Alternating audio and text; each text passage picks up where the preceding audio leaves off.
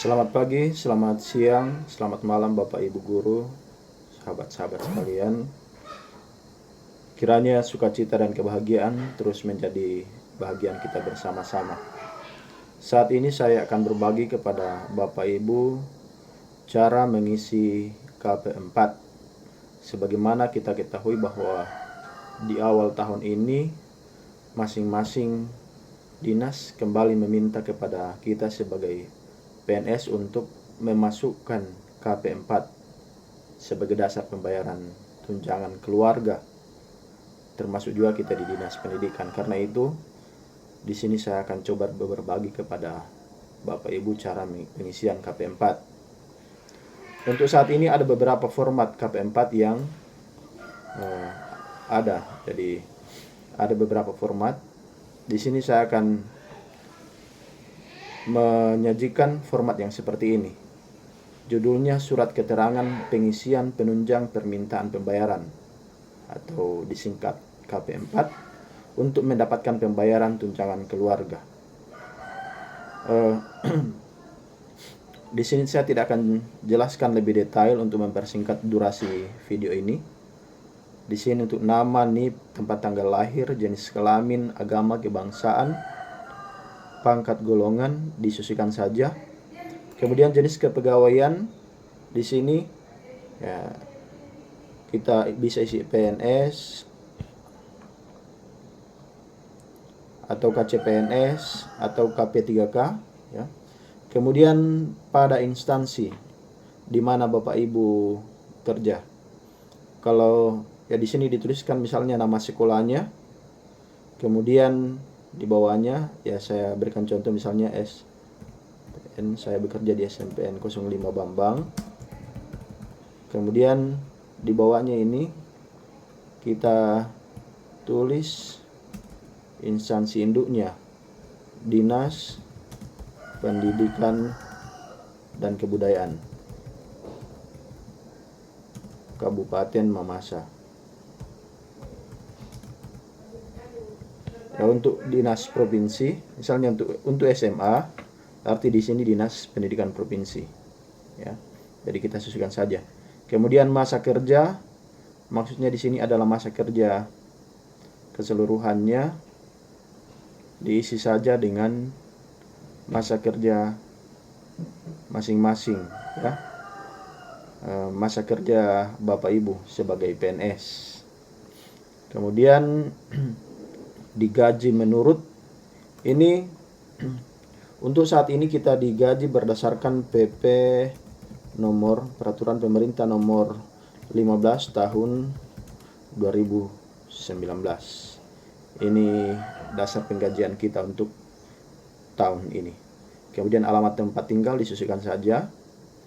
Kemudian untuk selanjutnya di bagian kolom kawin sah dengan, misalnya saya, karena saya adalah suami, berarti di sini saya isi dengan nama istri saya. Berarti ini saya harus ganti. Nama istri. Kemudian kita masukkan biodata istri.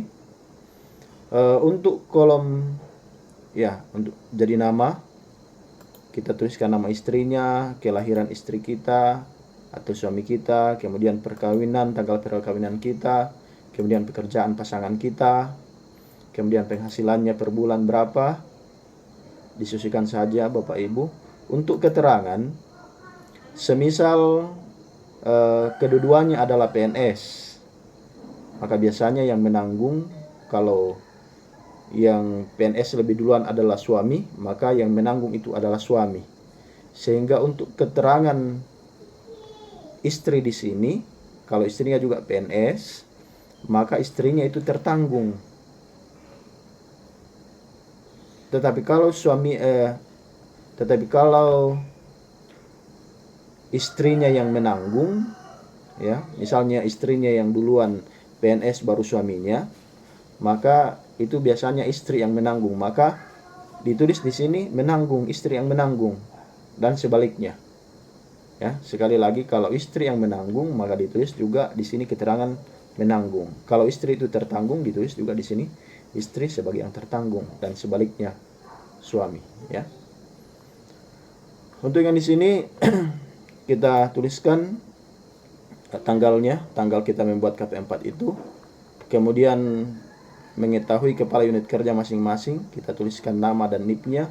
Kemudian di sini yang menerangkan adalah Bapak Ibu sendiri. Ini data Bapak Ibu, nama dan NIP-nya. Selanjutnya untuk lembaran yang kedua, untuk kolom yang pertama ini anak kandung, anak tiri, anak angkat yang menjadi tanggungan belum mempunyai penghasilan. Ini yang masuk di daftar gaji. Ini yang masuk di daftar gaji. Ini kolom untuk tabel yang pertama ini anak-anak yang masuk di daftar gaji. Jadi kita isikan saja sesuai dengan jumlah anak kita. Dan ini maksimal dua orang anak kita. 2 orang anak, ya. Ini maksimal yang masuk di sini. Kalau Bapak Ibu memiliki anak lebih dari 2 dan masih menjadi tanggungan Bapak Ibu, itu dituliskan di sini, ya. Untuk saat ini juga yang menjadi tanggungan kita sebagai PNS itu batas usia maksimal 21 tahun. Jadi ketika misalnya Bapak Ibu memiliki anak yang sudah kuliah, ya dituliskan di sini, yang penting nantinya ada surat keterangan bahwa masih kuliah. Ya, di sini kita tuliskan nama, kemudian statusnya apakah anak kandung, anak tiri, atau anak angkat, tanggal lahirnya, kemudian dia belum kawin, kemudian bersekolahkah atau kuliahkah, apakah dia SD, SMP, atau sudah kuliah, kemudian mendapat beasiswa atau tidak, kemudian nama ayahnya, tentu kita sendiri, kemudian nama istri kita, kemudian tanggal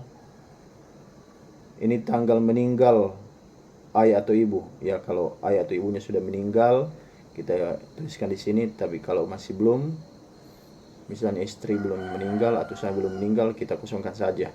Kalau dia anak angkat, biasanya ada keterangan di sini berdasarkan putusan pengadilan. Ya. Jadi mungkin seperti itu Bapak Ibu,